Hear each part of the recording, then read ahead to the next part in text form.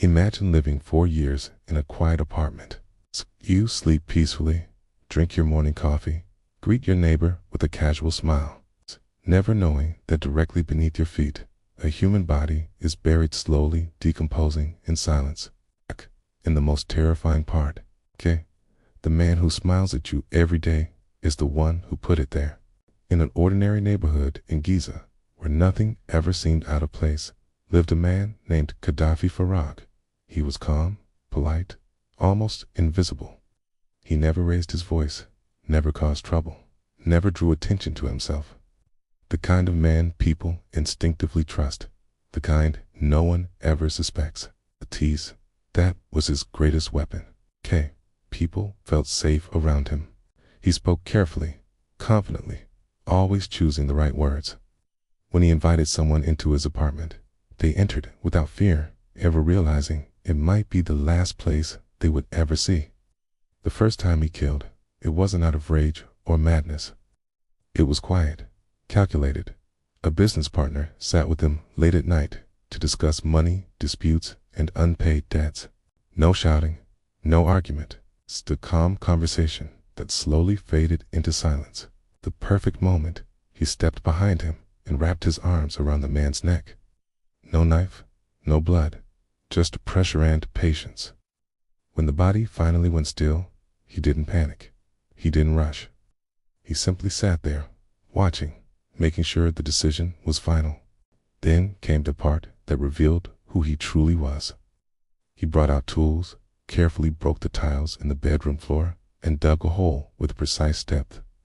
He wrapped the body, lowered it into the ground, sealed it, cleaned everything meticulously, and replaced the tiles as if nothing had happened. That night, he slept above the grave. Days later, a faint smell began to rise. He opened windows, sprayed strong air fresheners, and calmly told neighbors there was a sewage issue in the old building. They believed him. Why wouldn't they? He seemed reasonable, normal. When questions about the missing man began, he said he had traveled. Then he said he moved abroad. Then he said they had lost contact. Each version was delivered with chilling composure. No hesitation, no fear, and the killing didn't stop. Over time, murder became a solution. Anyone who demanded money, knew too much, or threatened his control became a problem, And problems, in his mind, could be buried. He repeated the same pattern again and again. Friendly conversation, a promise of work or money, a quiet apartment, a silent death. Different victims, same ending. He moved between apartments, but everywhere he lived, the floor hid something. He ate meals, watched television, sometimes hosted guests while bodies lay beneath him.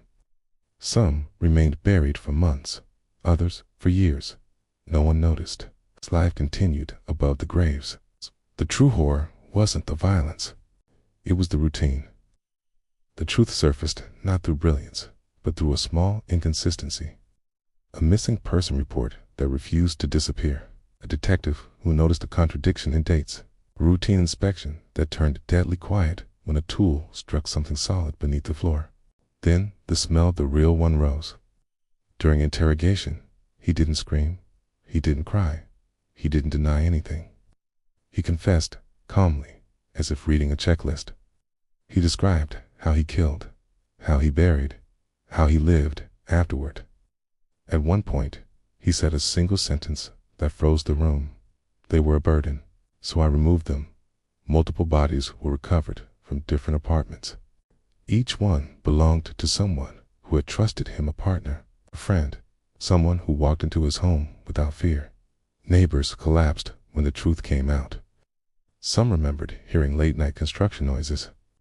Others remembered the strange odors. The signs had always been there.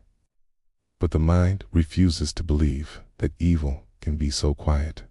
Today, the apartments stand empty, the floors torn apart, the walls silent. Yet those who live there say the feeling never leaves, as if the ground itself remembers, and as if that calm smile never truly disappeared.